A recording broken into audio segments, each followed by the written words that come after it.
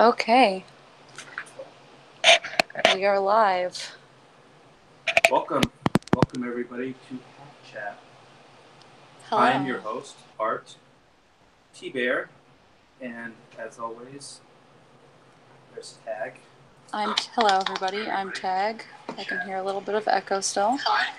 That's because I have my phone volume on. Sorry about that. There we go. Taylor is the comic book broad. That's me. That she named herself. She named herself a broad. How do you know I named myself? It could have been a given name. It wasn't. I did name myself. Everybody needs a username. Anyway, hi, and welcome to the Hack Chat. Yes.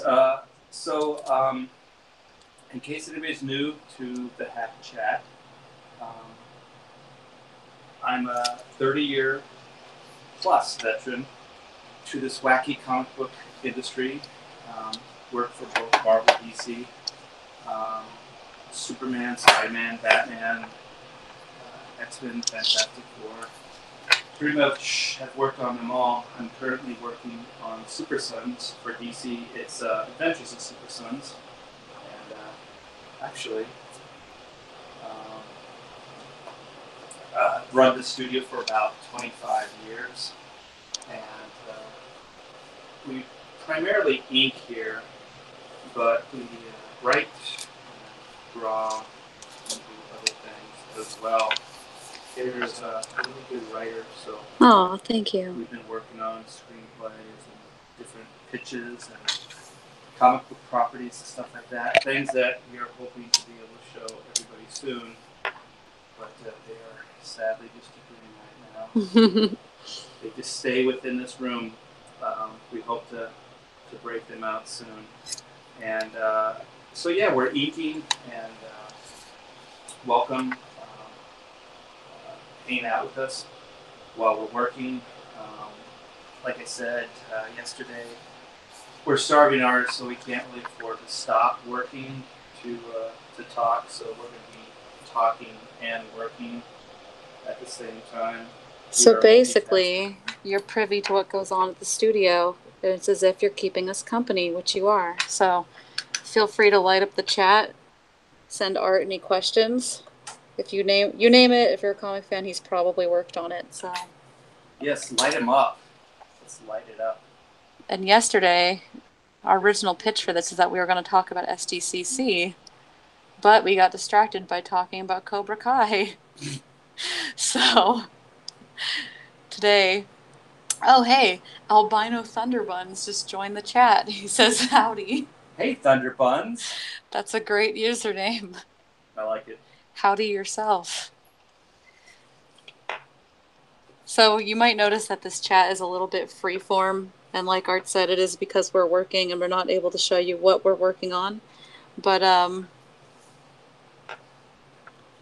we're just kind of casually chatting here. Wait a minute, we can show them.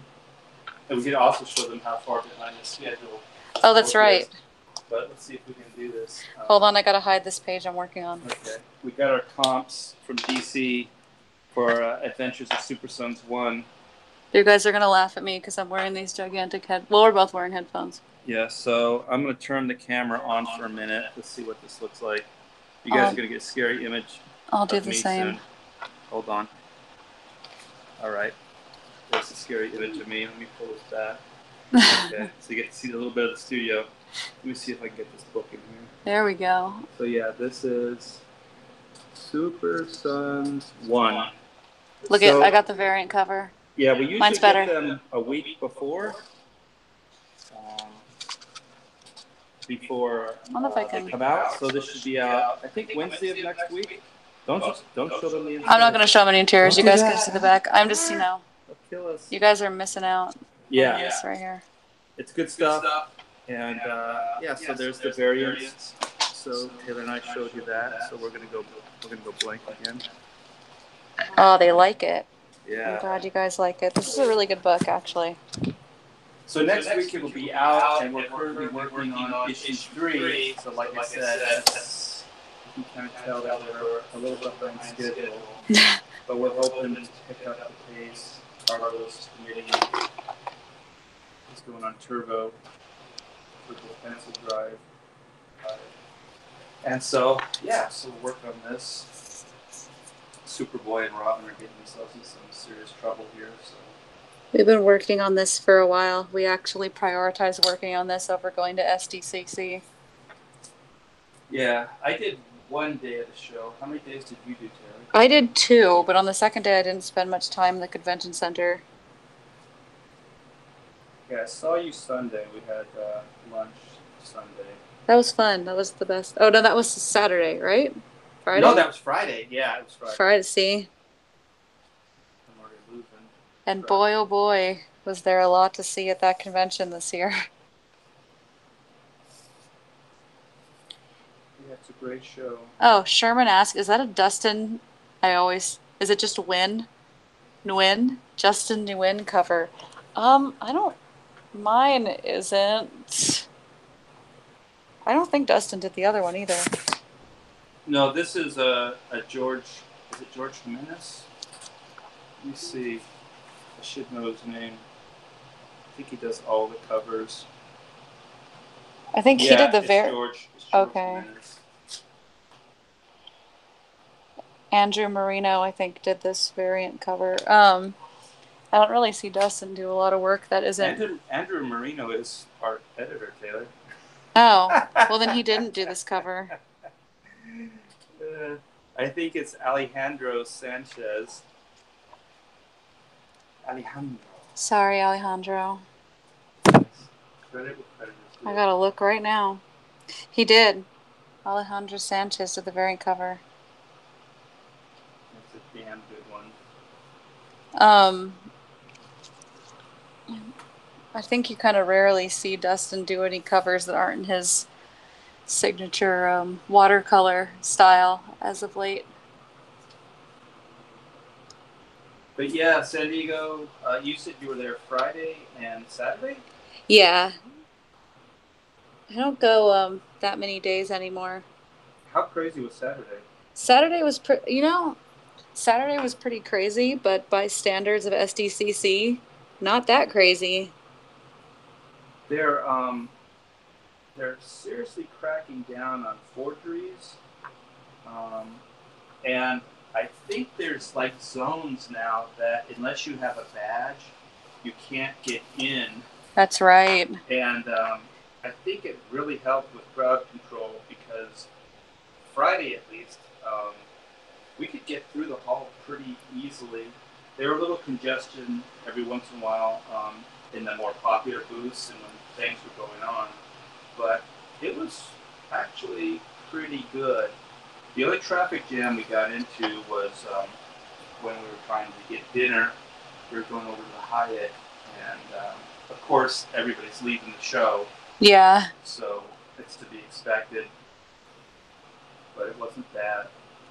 Yeah, I feel like I know that they shut down the street, so traffic moved a little more smoothly in general, but I don't know. There's a lot of hearsay going on about like attendance this year, and I don't know if there was less people or if it was just more efficient, maybe a little bit of both.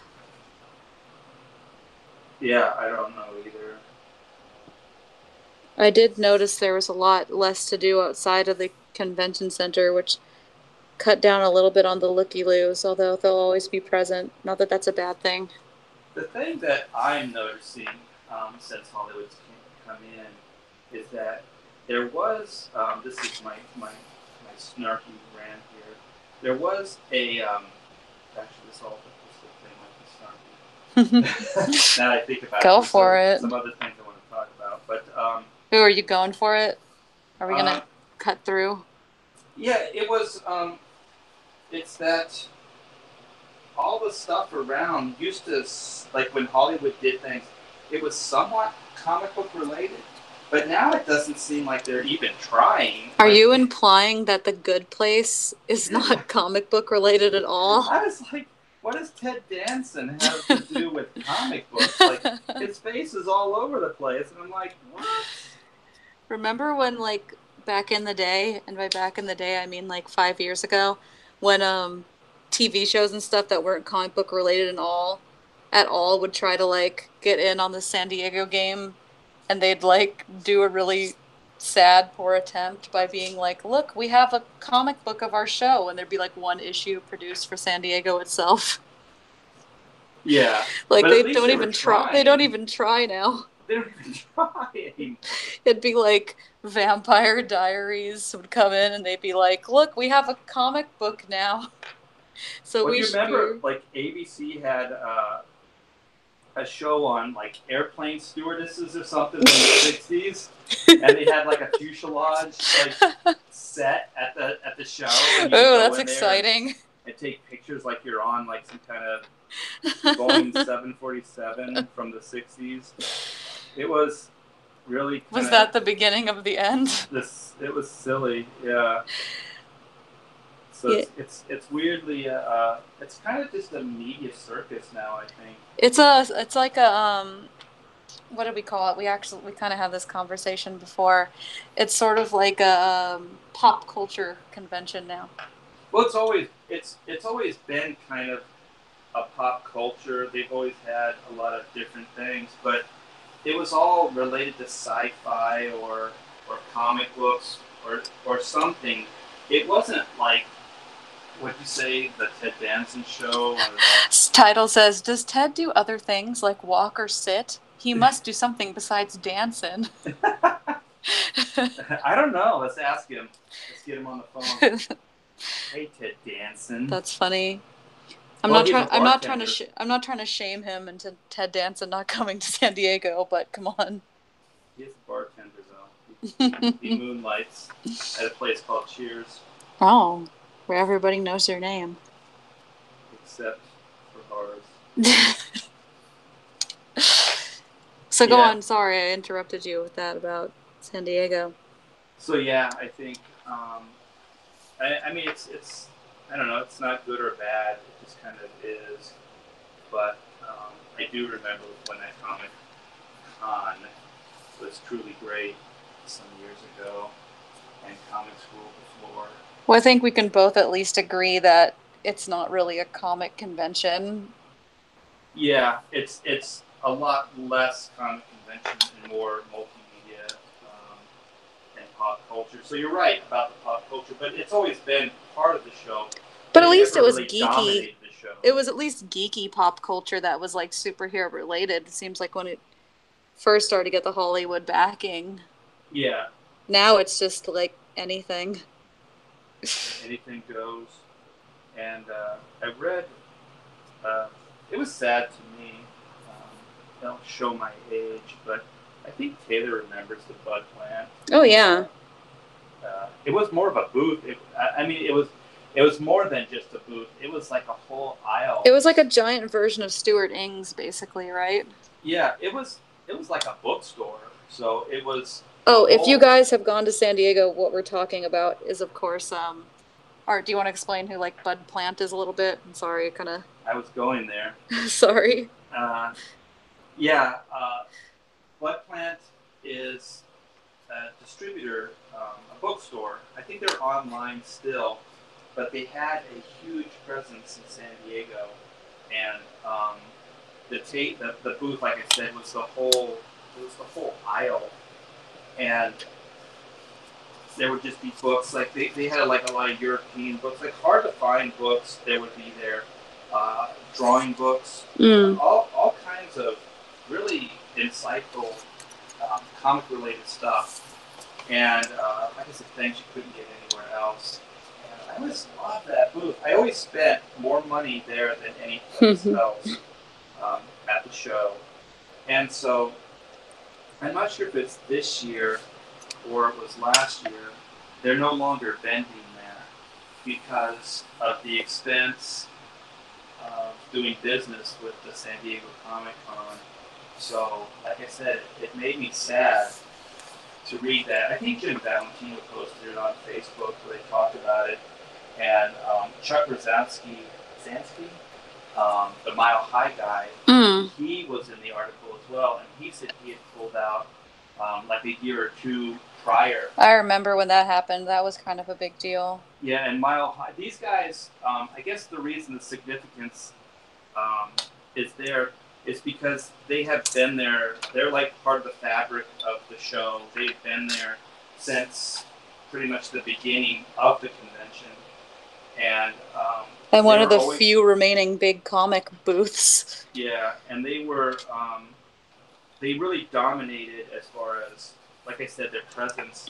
They were big booths. They had cool comics. I think even Bud Plant early on was carrying ash cans, like all the Adam Hughes ash can, like sketchbooks and stuff, before they were popular. I think that's where I originally bought them, actually. Yeah, and so he was supporting talent. I mean, Adam Hughes wasn't the big Adam Hughes he is now when they were doing that, and it's just sad to see him leave. So I don't know if anybody out there goes to the show or cares about the history of the San Diego Comic Con, but it's less and less every year about comics and more about Ted Danson dancing on TV. It's what the kids want. I don't know who wants that. I don't want that. Do you want that? No. I want comic books, damn it. I'm still in the minority of people who go to the con and actually buy any books. Like, the only thing that I ever leave the convention with is I usually buy a couple ash cans, maybe some, because sometimes they put out like Image puts out exclusive SDCC variants, so I got the variant cover of Farmhand. I'll get that. I'll get like some sketches and prints and stuff, and then I get my comic book hand turkeys. But everything I buy there's comic related. I have it's kind of weird. I have a lot of friends that go to the con, but I think I'm the only comic book fan out of all of them. I think they're mostly there for the spectacle and they dress up and stuff. So that seems like the majority of people that are there, and they're kind of taking over more and more. It's a place to be seen, I think, more so than real commerce and the comic book stuff. But tell them the book that you got and the amazing drawing. Oh yeah, my favorite thing I got this year is if any of you guys follow or have heard of Kim Jung-gi, I think that's how his name is pronounced. You might have seen him on Instagram. He's a really, really good artist, and he does these crazy speed drawings that he's kind of known for, big elaborate scenes. And I got a book of his at San Diego this year, and every time you buy a book from him, he does a free sketch inside of it rather than a signature. And they're not like little sketches, they're really big. Like, they take up like the whole front page, and that was my prize for this year. And that was my favorite thing. It's pretty awesome. Somebody says, Albino Thunderbun says, I was there 10 years ago when the biggest panel was for the Watchmen film, and there were 100 Terracotta Warrior replicas to promote the Mummy film with Jet Li. It was so crowded that on Saturday that I could hardly walk around Artist Alley or browse the books. And Title says, there's a decade-old documentary about Comic-Cons no longer doing comics. There's a documentary on that? What's the name? Yeah, what is? I'd like to see that, actually. Yeah, give us the name and we'll check that out. I'm always looking for stuff to listen to or watch while we're working. It's pretty interesting. We talked about it before, but in Southern California in particular, there's a lot of comic conventions, like probably more than there ever have been, but less and less of them actually sell comic books. One of my favorite here is the Long Beach Comic Con, and now they have one in Riverside, which is called Revolution, and that's a great show as well. So those are my favorite local shows, and what's neat about those two shows is a lot of the local talent here in SoCal. Which there's a lot of. Yeah, they support those two shows. So you get to hang out with people that are your neighbors, but you never get to see them because we're all working so hard. And that's another reason I'm looking forward to this chat, is to just be able to hang out, because because the way we work is so in a vacuum that you don't really get to be too social. So I think this is going to be very therapeutic for Kate. I agree. So talk to us, please. I do like. I feel like some of the smaller conventions lately have had better artist alleys. And Artist Alley is where I predominantly spend my time at conventions these days anyway. Yeah, well, I think, I don't know if Long Beach does this anymore, but they did have the Artist Alley right in the center of the con. Oh yeah, I really liked that. And so does, because it's the same guy, um, Mike runs, or did run Long Beach and now runs, so Sigliano is a great guy. He always hooks us up, but I think he was responsible, or partially responsible for the Long Beach show doing that. Because I remember I wasn't too much of a fan of the Long Beach Comic Con until Mike actually came to me, and they were doing a kind of an indie, like they do cool things. That's why I like the show. They were and that is a very comic-oriented con. Yeah, they were publicizing like local guys that were working on indie projects. So he contacted me for the Chrono Mechanics, and so we did like a limited print for the show and everything. And yeah, he's real community oriented and really puts these shows on for the fans and tries to get the comic book people, the best comic book people he can for the fans. And they're always great shows. The people are always really warm and amazing there. Title says it's the documentary's from 8 years ago, and it's called Comic-Con. So we'll have to look that up. And the action artist has a question for you, Art. Okay. He says, would Art do short sessions for money, like maybe $1 a minute or so, and critique and tutor over Skype? Is that something you'd consider? I do the review portfolio reviews on this channel, so I haven't thought about Skype. Wants a private one-on-one. Yeah, so yeah, maybe I'll look into that. Would you be up for that? Would anybody else be up for that? And if you would, you should. What's the best way to contact you, Art? If you're up for putting that out there. Just go to the Art by T Bear site. There's a contact on the website. Yeah, if enough people are interested, that's probably the best way to reach him. Yeah, that would be fun too. What I was going to say originally when you were talking about all the Artist Alley stuff is I think one of the best things about the conventions are that you have the ability to meet artists and stuff that you would never normally see, because people still do travel to like San Diego and stuff. And one of the weirdest experiences for me personally, and I told you this before, was I was at San Diego maybe 2 years ago, and Stan Sakai was there just completely unoccupied.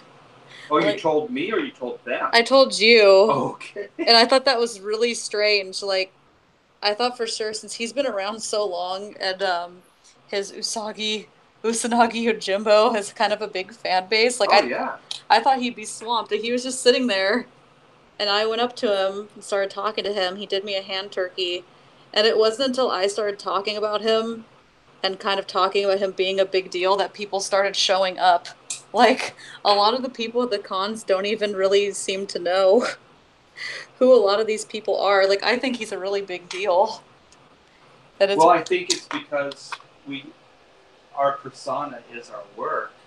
It's not really us per se. Yeah. So a lot of people don't know what we look like. I think nowadays, more so than ever before, people know because of social media. So they can look up people and they can see pictures. But in the past, you never could. So even a lot of people I work with, I would never have met. So I didn't even think about that. That I've worked with in the past that I still haven't met. The action artist said, "That would be cool. I'm working on a project and I'm so close. I just need a little help." So probably wants you to check out his project. I will check it out for money. Sherman says, "I had the same experience with Jeff Smith at SDCC 5 to 6 years ago." Yeah, I think it's very common. There's a lot of people, I think, who attend SDCC for it's kind of got a reputation since the movie people came in. So there's a lot of locals and stuff, or people that just want to go because it's a big event and they don't really care what's going on. It's just where the action is. And that's a shame too, because in that same article that I had referenced that Jim posted, I think it's Chuck's observation that the reason it's shifting over, or a big reason why San Diego Comic Con is shifting over, is because the comic book fans, because of the way the lottery and everything works, a lot of the comic book fans, the true comic book fans, aren't even at the show. Mm-hmm. So there's a lot of more people that casuals. Yeah, there's a lot of less true comic book fans there. So the landscape would naturally shift to accommodate that group of people. So I think it's. I mean, their consensus is the same, that it's probably forever lost unless Hollywood decides to, or people just decide they're done with, these epic superhero movies or comic book related movies, because it would be weird for them to set up shop if it was just a Ted Dance show or something. Well, because then they'd be out of place. Yeah, so I think that they would definitely vacate at that point, and then we could, I guess, take it over or reclaim it, because it really is, the scale is shifting, and I've heard a lot of like comic book and original artwork vendors kind of complaining because there just isn't the clientele at the shows anymore to buy their wares. So they're being charged a lot of money for these tables. And they're not making it back. Yeah, they're not making it back because there just isn't a fan base, because they're making, room for, other people. X-Men isn't selling, but Heroes, the new generation, has 1 million people waiting for the panel. David Ignacio says, "Hey Art, Hey David, when can I anticipate seeing you at a show in Texas?"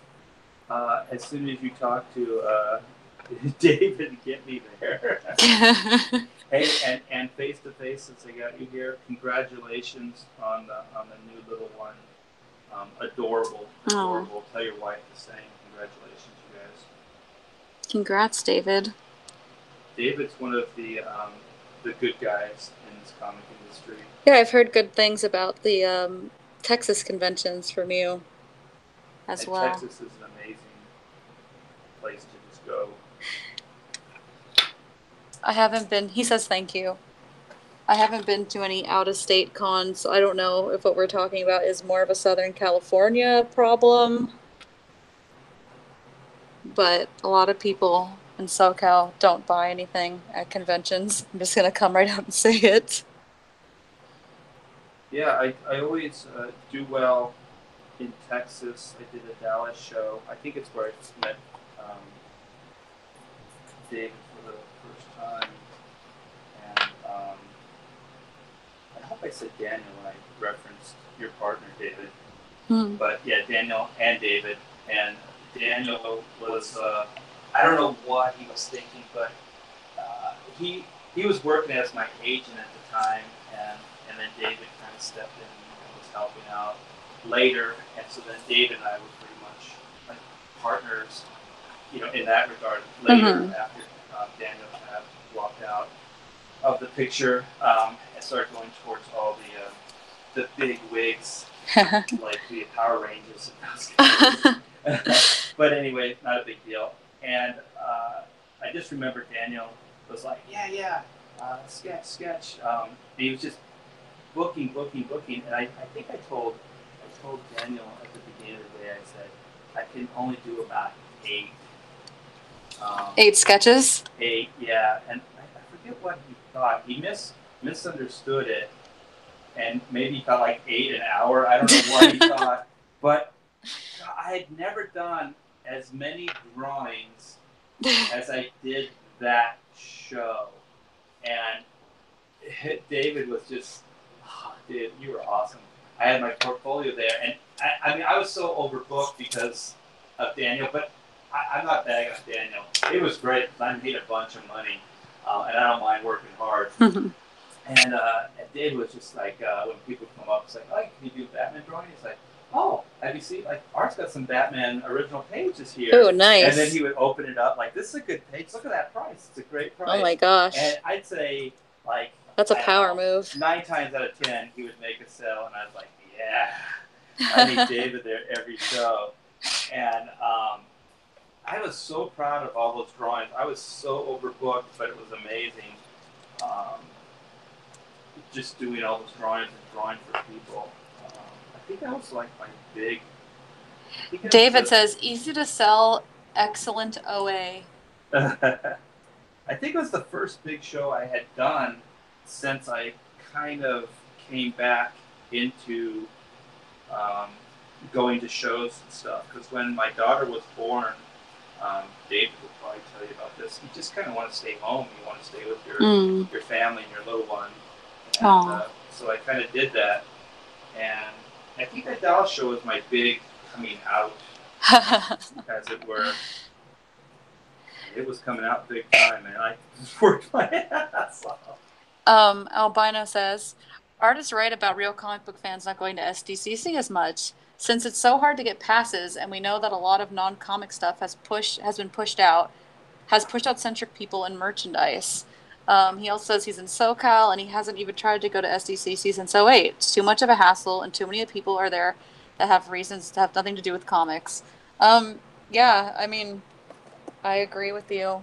I think that every year it becomes more of a production and more difficult to even go down there. And I'm from SoCal as well. It's not a super long drive, but you invest a lot of money even just staying down there. Yeah, it was brilliantly said, and that's exactly how we feel. And it's a shame because it was a great local show. I still remember being able to, like my wife and I, we wouldn't even make reservations. Oh my gosh. We would just drive up to that Marriott that's right next door, and we, that little curved parking drive. That would never happen now. Yeah, and we would just drive up there without reservations, get the car valeted, go in there, get a room for 3 days, 4 days, whatever. And when Amanda was young, we would just kind of make a vacation out of it too. I cannot even imagine that. Yeah, because also you could do the con faster because there wasn't as much of a crowd. So we would kind of go there for a few hours and then go back to the hotel and hang out by the pool and just be casual, have lunch, whatever. I want that experience. Maybe, go back in the evening. But now it's kind of like you have to, when you're there, you don't want to leave the floor because, it could take you a half hour, 45 minutes just to walk from one side of the to the other.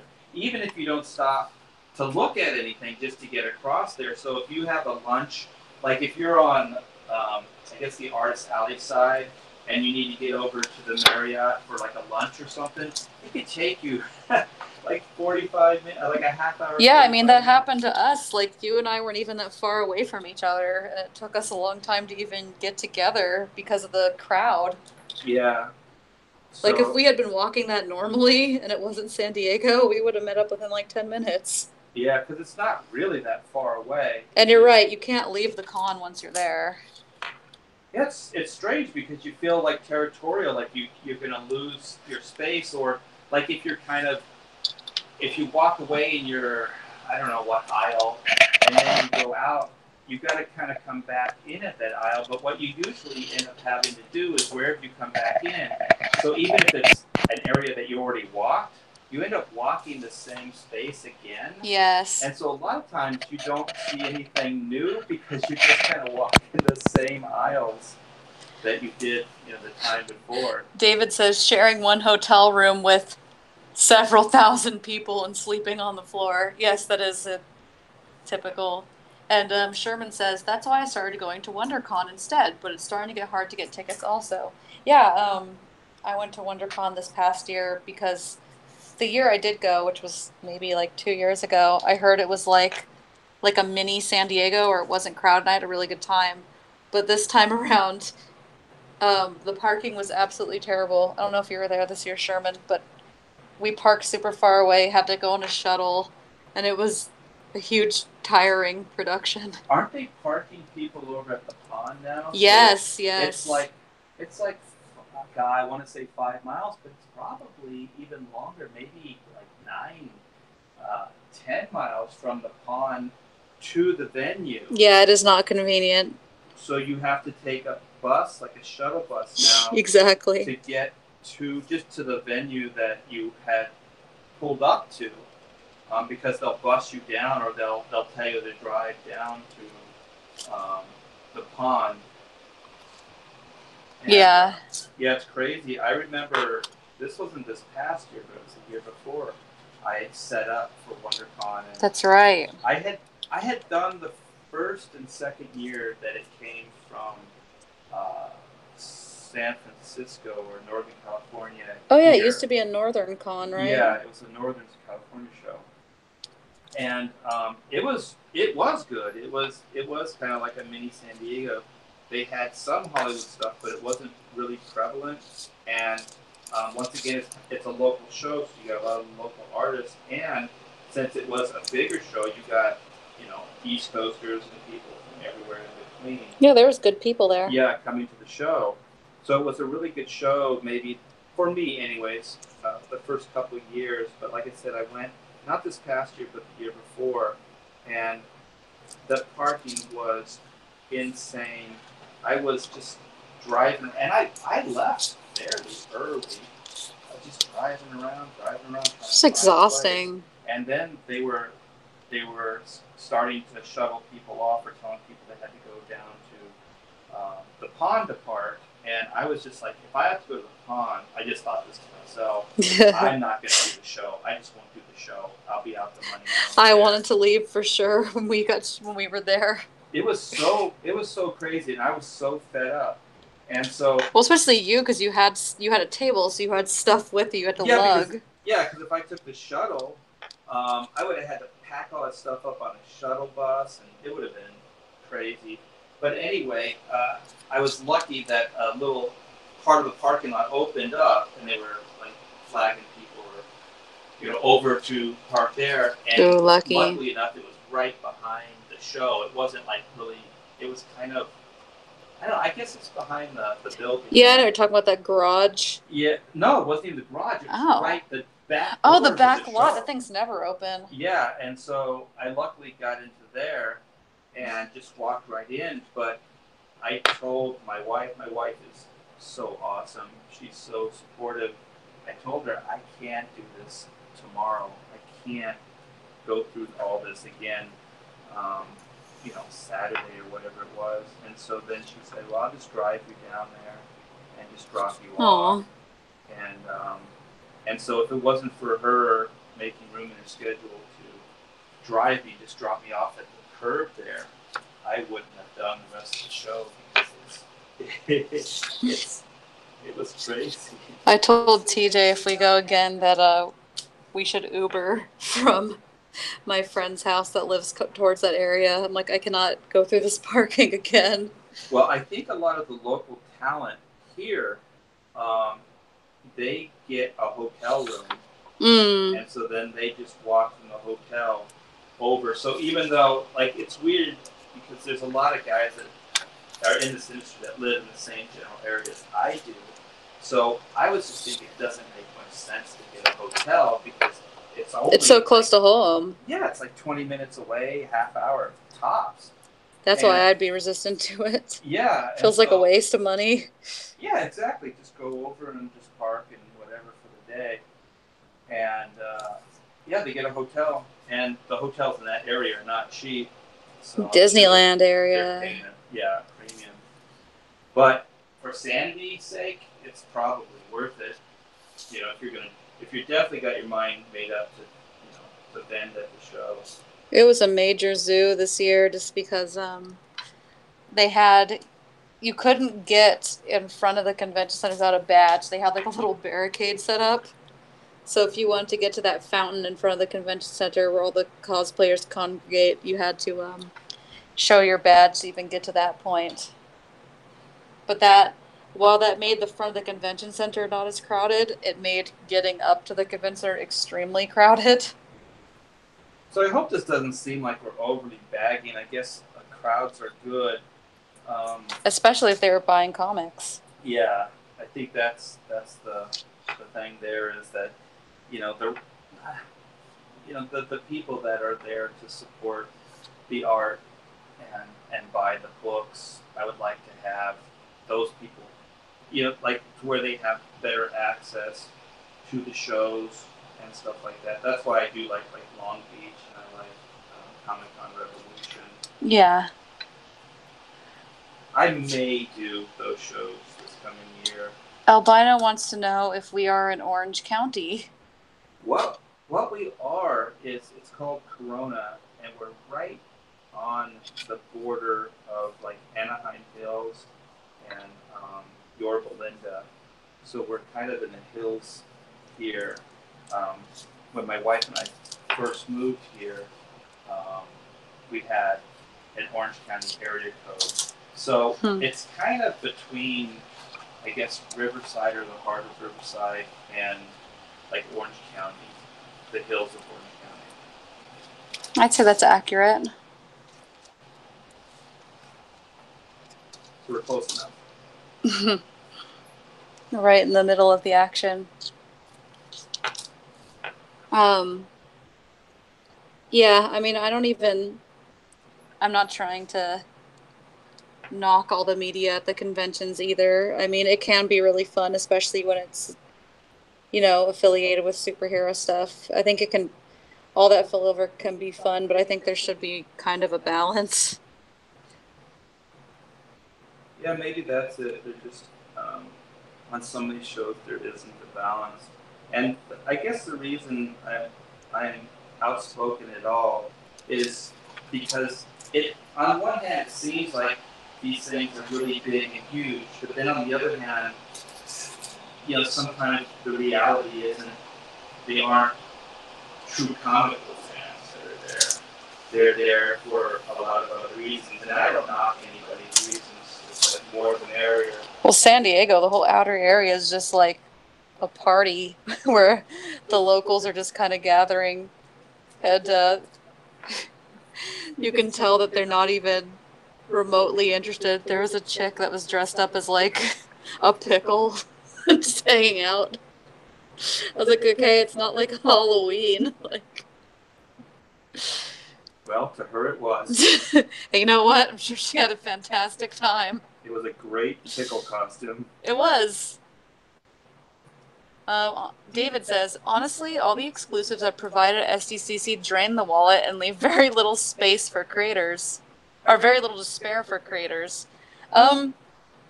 Well, I would agree, except the whole fiasco that happened this year where they had the lottery involving the exclusives. Because I don't know how many people actually got those exclusives this year. No, Sherman, it was not Pickle Rick. It was just a pickle. But I agree, David. But you know what? I bunked with you last year. If this is the same David. And dude, I've never seen a con professional before, and you're it. Like, I don't know how you did that, because your wife was pregnant, and so you're there trying to take care of her, and you're getting all the exclusives, and you're still like, supporting all the artists and the comic book people. He does it all. Holy crap, dude! You're like the uber fan. Like, I was taking notes. Like, if this ever goes away, I'm just a fan again. I'm gonna be like David. When I grow up, I want to be a fan like David. Get those pop figures that end up being like several $1,000s. Oh, he had everything. It was insane. My one friend is a major toy collector, and she was infuriated by the whole lottery they did at San Diego this year, where you kind of had to join a lottery to get the exclusives. David says, much to the chagrin of my wife and my wallet. Well, I appreciated it. I don't know if I drew you a picture that year, but I always appreciate you letting me draw for you. Albino says, I had a great time at the Watchmen panel in '08 because I loved the trade paperback and couldn't believe it was being adapted for film. But I'd like to see the non-comic stuff go away. And Title says David Ignacio should make a Hitchhiker's Guide to the Con, which is a great idea. Oh my gosh. He would be the guy that could do it too. That would be an awesome book, actually. What would in lieu of don't forget your cow or bring your cow, what would be the saying? Don't forget your backpack? Oh, yeah. You can tell the real pros at the con because they always have the gigantic backpacks. You know what? I had an idea, and I think somebody would make a fortune. You know how golfers have caddies? A con caddy? Yeah, I think if you had a con caddy, like if there was a group, like actually they could be caddies, like golfers, and they're like entrepreneurs, and just say, hey, our services, at San Diego, and then they can kind of carry your stuff around and then bring it back to your room when they get filled up. I think it would be awesome. They can carry your stuff.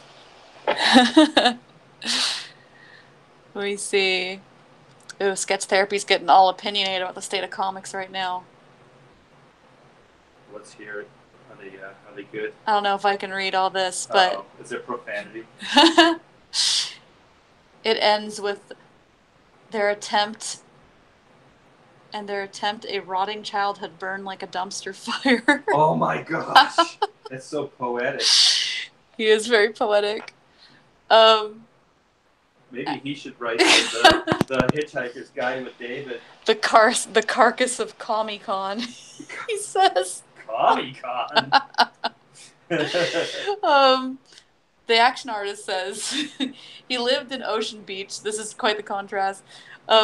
He lived in Ocean Beach, San Diego for a couple years on Abbott Street. Ooh, you're giving your full location back on. And he went to the SDCC of the 90s, and San Diego was probably one of the best experiences in his traveling. Oh, in the 90s? Oh, yeah, I bet. Oh, hell yeah, man. You know what, though? The 90s were like, probably, I don't know. I really like 90s comics. That show was ruled by comics in the 90s. There was nothing else. I mean, comics were riding high. We had lines. I think we had an Image signing. We had lines that went hours long. They had a section of the con. That's awesome. Just for us signing. It was pretty amazing.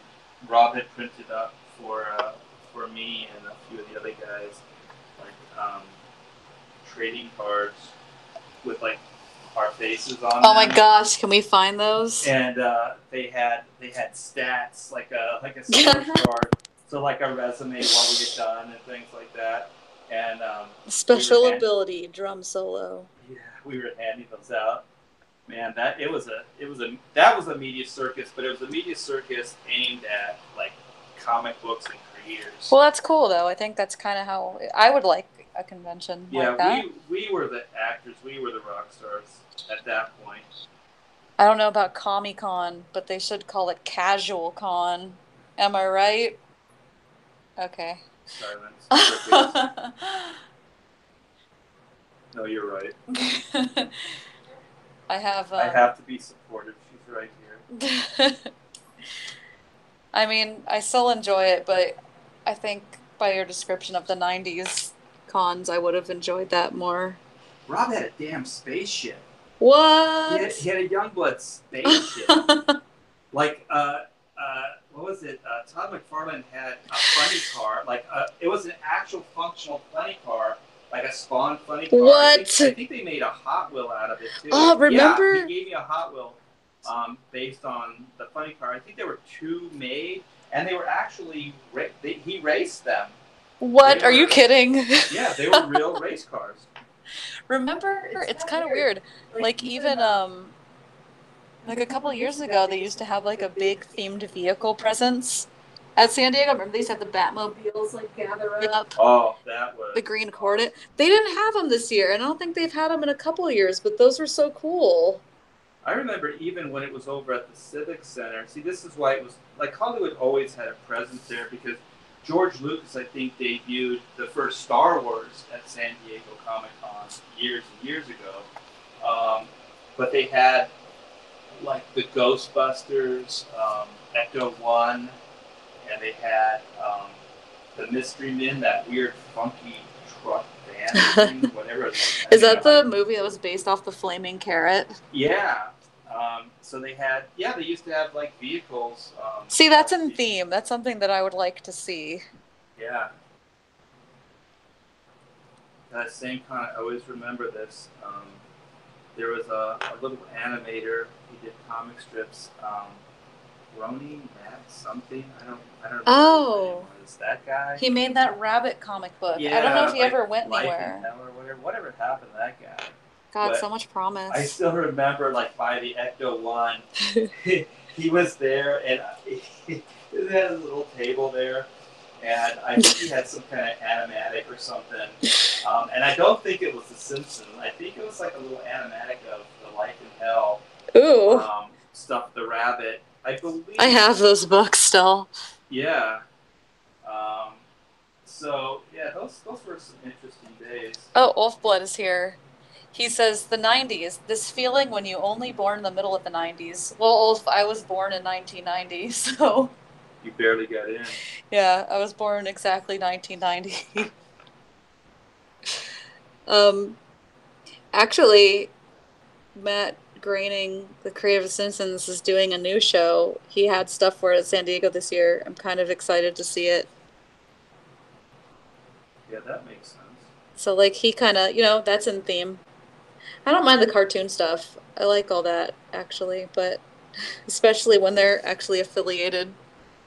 Well, I think cartoons and comic books are kind of like, similar fan base, and they're both drawn, art forms and things. But, what was it, The Good Place or whatever? Yeah. I don't know what the hell that has to do with anything. Some show. Oh, Dave Ignacio. I joined in late. Who is the other voice with Art? Hi, my name is Tag. I am Art's assistant and friend. Ooh, that sounded cool. Comrade in arms, sidekick. Yeah, David, since the industry is like Daniel, the slave driver, I had to get somebody here to help me out with the deadlines. That's me. That's me, yeah. She's very talented. Oh, thank you.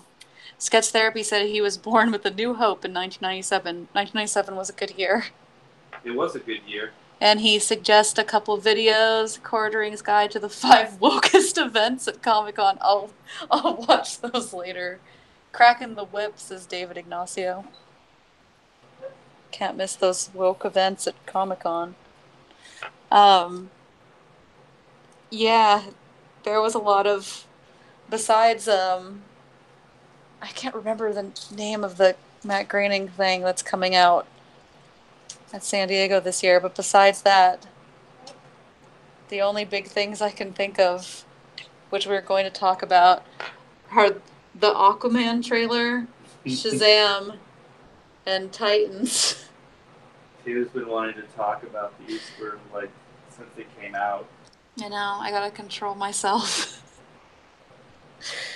Out of Shazam and Aquaman, which one would you rather see? Chat, feel free to chime in too. Disenchantment, that's the name of the show. Yes, you're right. What would you guys rather see? The Shazam movie or the Aquaman movie, if you have to pick one? And Art, what would you rather see? So I can't be diplomatic and say both, which I will probably. Well, like if someone said I'll give you a free ticket to one of these, and you have to pick one, you can still want to see them, but. Oh gosh. As an idea, as a concept, I think I like Captain Marvel Shazam idea more. But I think as far as a 2-hour epic adventure, I think Aquaman was more interesting. So that's my diplomatic. I probably would go see Aquaman. How about you? Uh. You knew this was going to come back I know, around, right? but it's still difficult. I think I would rather see. What one would make me less angry? I think I'd actually. Less angry? I think I'd. Well, they don't make me angry, but like disappointed. Oh my god. I think I would rather see Shazam because I have really low expectations. And low expectations just for that movie? It looks silly. Oh. And I feel like it would give me more to talk about than Aquaman. So you want to see it for the freak factor of it? Yeah, I don't know. I feel like it's gonna be really weird. Like, I feel like Aquaman's gonna be kind of okay and forgettable, personally. But I feel like Shazam will have some, like, really weird stuff in it that I can talk, I could talk about for a year. Already is kind of odd. Well, I guess they're both pretty odd, but yeah, I think the kid aspect. I feel like Aquaman, like, you can tell exactly what's gonna happen by the trailer, too. Like, I don't know, I feel like I know exactly what's going to happen. Yeah, I don't know. I think for me, Captain Marvel just, and this is just my point of view, it looks kind of more like made for TV or like cable. I like the actor. I think the trailer and the way they set it up and Albino, we'll get to Titans. We'll get to Titans. Oh, did somebody say Titans?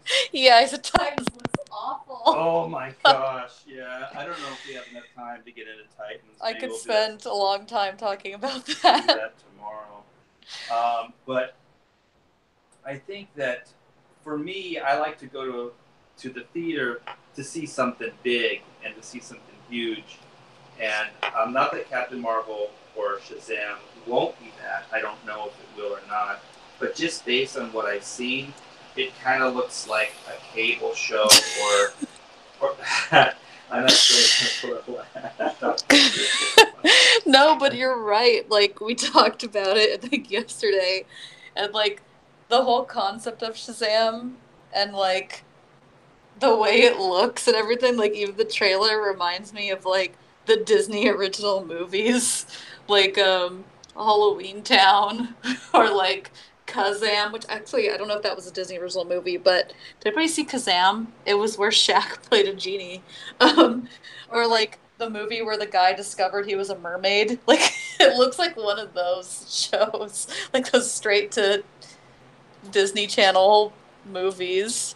Especially when they show, like, Captain Marvel the window, and he's like, "It's me, Billy!" Like, it does look like that. Yeah, I like that Zachary Levi. I think he's a really good actor for that role. It's just a couple things, like the suit. Like, I mean, if this was Marvel, I think they would have made that guy bulk up. Like, they would have used instead of padding out the suit. Yeah, and I think that's kind of, for me, one of the things that kind of lends to the cheese factor. Which, let's face it, I mean, all this stuff is a little cheesy, just in nature. But there's a way of selling it, and some of these movies, art direction speaking, do better than others. And I think if Marvel can sell a concept like Thor, holy shit. When they announced that they were going to do Thor, I was like, there's nobody on this earth that can play that character. And yet, Chris Hemsworth, they found that guy, and my gosh, was I wrong. And it all depends on the casting. Like I said, it's not that I think that Zachary Levi has, like, the right personality and comedic timing and everything to play at that kid-like quality to play that role. But I just think, like, could you imagine if he looked like Chris Hemsworth, like bod-wise? That would be that would be cool. And also, I don't like when Hollywood does this, like with the hair. Oh my god, the hair is horrible. Yeah, it almost looks like a wig. Like it's like a mannequin. Yeah, it's too perfectly sculpted. I know he's supposed to be somewhat of a god, so he's supposed to be perfectly put together. But I just think it looks kind of creepy, actually. Odd and weird to me. That I think if they just would have used his natural hair, it might be his natural hair, but it's so jet black and it's so like cemented in place that it feels weird to me. Like I liked the Wolverine cinematic Wolverine that they did, but I thought when they first did it, the first movie, but like the hair got weird. Oh my gosh, yes. Because it looked like it was actually done by It's molded. Like, it doesn't look real. Yeah, and it didn't. Albina says his hair looks like modeling clay. Yeah, it's really weird looking. And he bulked up compared to his Chuck days. Yeah, I mean, he did, but they even admitted in the behind the scenes, like, that they padded the shoulders and stuff of the suit. And I think it's really obvious. Yeah, I hope we're not knocking it for anybody, because I am going to go see it. Oh, me definitely. DC will get my money on both of these movies, but yeah, we're just playing film critic here for a few minutes. Let's see. Well, we didn't even talk about Aquaman yet. Oh gosh, that's right. How about that Mira, huh? Well, I'll tell you, like, yeah, she's, as far as casting... It's the only reason I'd ever watch that movie. She's gorgeous. She seems to fit the character. And I think... Aquaman 2, will Mira escape Johnny Depp? I think, gosh, I'm blanking on the guy's name now. Jason Momoa? Yeah, Momoa. I think he's a good call for the role. I think he's definitely making his own. My only fear is that what I've seen in the trailers so far, the underwater photography looks. It's the same problem. It's kind of this. It's a similar problem with like Zachary and that it's not even his fault. It's more the art direction fault. With Shazam is that I never bought once by the trailer that they're underwater. That weird, uncanny, they're like hair floating, but then their mouth just moving like normal, no bubbles or anything. Yeah, because I thought when I watched Justice League, I was thinking they conveniently didn't have Mira and Aquaman talk underwater. She created this like cocoon thing with air bubble, and so they talked in the air bubble. I'm glad we live underwater so I could make us breathe air. I know. So what they did is they made me start thinking like, oh my gosh, in comic books, talking underwater works, or in a cartoon, it does not work in real life. It's weird, like people talking underwater. And so I was thinking, like, how are they going to do this? Because in the Justice League movie, they didn't even have confidence to have them talking to each other. Underwater. Yeah, they're not even committing. By the way, Sketch, are those real panels you're naming? Because that last one's hilarious. Real what? I think he's naming like weird panels that were at Comic-Con this year, and one is really funny. What is it called? At the Horton Grand Theater, 5 p.m. Heroes of Body Positivity. Oh, jeez. But yeah, that sounds like very comic book. That sounds like a lot of fun. Like, you'd really want to stay there for an hour. That's why I pay the big bucks to go to San Diego, so I can, talk about my body. That's really where you want to do that. Yeah. After you spend $500 on a hotel. Can we talk about Aquaman? Yeah, sorry, I keep interrupting about Aquaman. I'm just kidding. But yeah, speaking underwater, I just think it's weird. And well, it's not a very creative decision to be like, okay, the whole movie's set underwater. How do we like have them communicate? Oh, let's have them talk. And the weird thing is, I thought when I watched the Justice League, before I saw the Aquaman trailer, I was thinking, all right, as a creative idea or as a creative problem solver, how would I solve the Aquaman speaking underwater problem? Mm-hmm. And I thought, wow, he already talks to fish. He uses telepathy. Yeah, you can do that with people. They do it in all the Ghost in Shell stuff where they talk inside each other's heads. They do it in the X-Men. That's how Xavier does it. So I think people are already accustomed to that as a motif or idea. So just have them talk, use telepathy and do it that way. And I think it would solve a lot of what I think is one of the sillier aspects to the whole concept. Oh, yeah. I mean, it's kind of weird where they'll actually draw the line just because they think that it feels like they're like, oh, that's just a step too far. But if you're going to buy the concept of Aquaman, I think the audience is going to already kind of accept the weirder aspects of it. Like, the audience that's going to want to see Aquaman isn't going to be like, oh, this is a step too far. Yeah, but the thing is, you'll accept it, what you accept in a comic book is not necessarily what you accept with real actors in a real life setting. So I think having them talk in the water is kind of weird.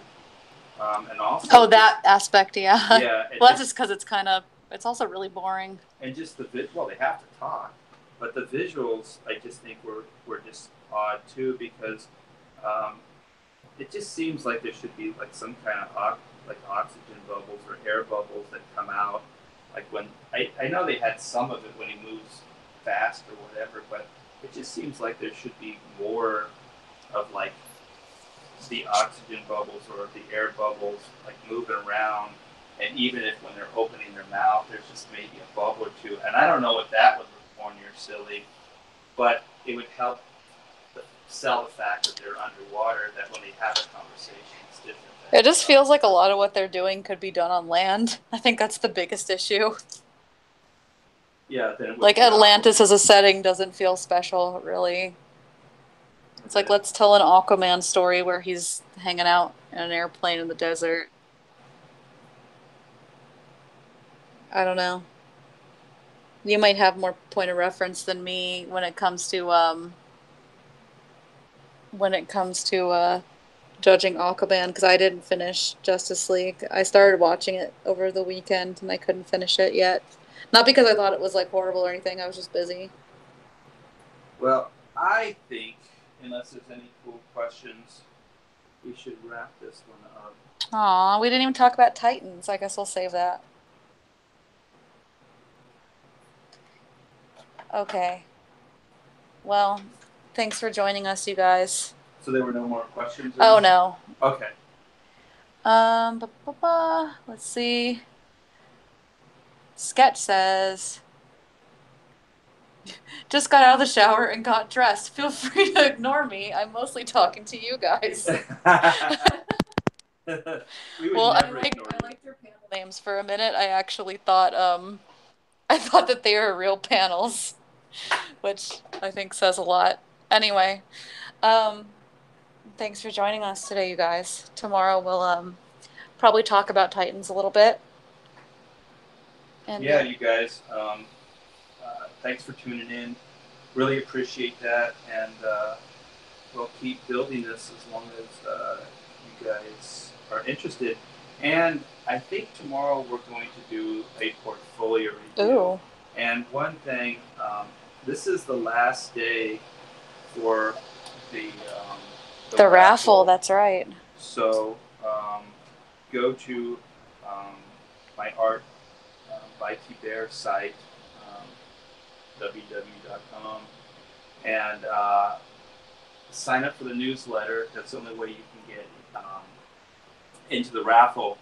And the raffle ticket is only $7, and you get my art book, and if you win, you'll get A head sketch. Yeah, a head sketch of whatever character you want. And like I said, it's only 7. Yeah, you guys can get a book and pretty much like a mini commission for $7. That's a pretty killer deal. Yeah, if you win. And what we're going to do tomorrow is we'll draw the name live on the show, and so you guys can see who wins the raffle. So we've got a few more hours to get in there, and like I said, it's only $7. Take a chance. And I'm also going to draw the doodle, the commission, the headshot on the show. So we'll get to see that too. So like I said, $7, not too bad, and it's at art.tbear.com. And there's a newsletter button, so it'll let you know what the rules are and everything, and you can sign up for the newsletter when you click on that as well. So thanks again, guys. Have a great day. Bye. See you tomorrow.